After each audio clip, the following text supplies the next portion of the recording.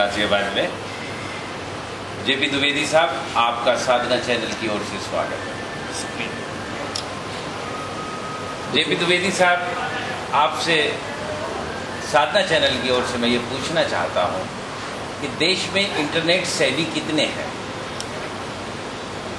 As per evaluation of Facebook,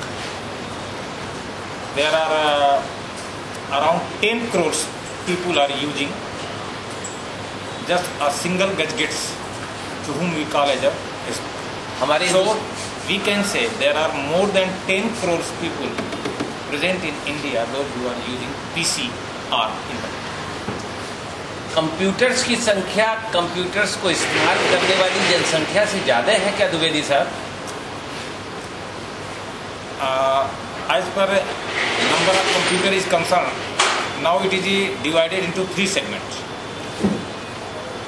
Mainly young generation are depending over the smartphone or tablets.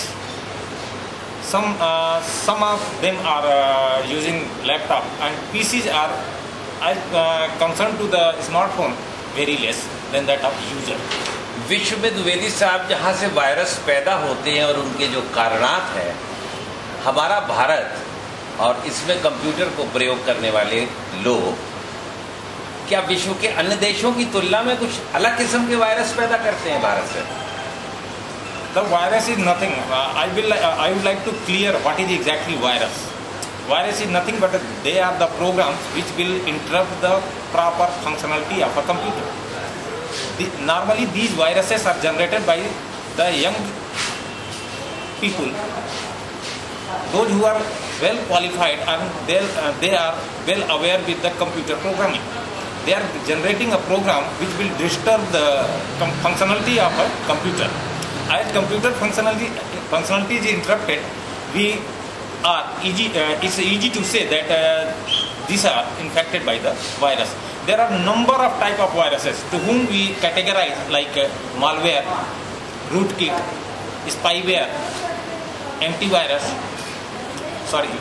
virus and many more. क्या कुछ ऐसे भी virus हैं जिन्हें हम शुद्ध भारतीय वायरस कह सकते हैं? क्या वायरस का भी भारतीयकरण है? We can say there are. संक्रमण काल में जो भारत के अंदर कंप्यूटर व्यवस्था चल रही है, इसके जो ऑपरेटर्स हैं उनके अनाड़ीपन से तो कुछ नए वायरस पैदा नहीं हो रहे हैं जो विश्व के यूरोप में नहीं होते और हिंदुस्तान में होते हैं? No, it is not like that.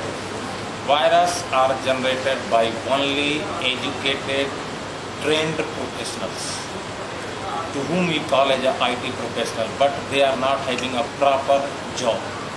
They are trying to disturb the market in their fun, not intentionally. We can say in their fun. Just in their fun. They are creating the virus, and those viruses are infecting the computers. International mafia जो hackers का है, computer information को जो net से hack करता है, उसका role virus बढ़ाने में कितना है? The hacking is driven with the help of virus only. Viruses are behaving like a tool to hack a PC or to hack information from any PC from anywhere due to the internet. इसका effect Google की search engine पे ज़्यादा फर्क पड़ता है या Microsoft पे ज़्यादा पड़ता है? विश्व के जो सर्च इंजन हैं वो वायरस से कौन ज़्यादा इफेक्टेड होते हैं? Normally search engines are not getting infected with the viruses. The infection or the affected scenario or affected segment is normally general users, those who are not well aware with the protection of the PC or protection of the internet. Even the hackers with their strongest tool, to whom we call as a virus, they are using to access the important information from their PCs. Which antivirus you will recommend for Indian computer operators? As per Indian scenario is concerned, I will suggest to go for the Norton or Net Protector antivirus with total security, which will cover almost all the area which are इसको infected लगाने by- में कितना खर्चा आता है? It's not much more costly. It will cost around 700.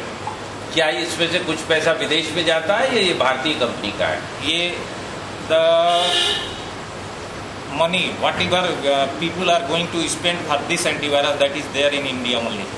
कितने एक लोग अभी तक इस वायरस एंटीवायरस को इस्तेमाल कर रहे हैं भारत में? As per my idea, around crores people, around crore.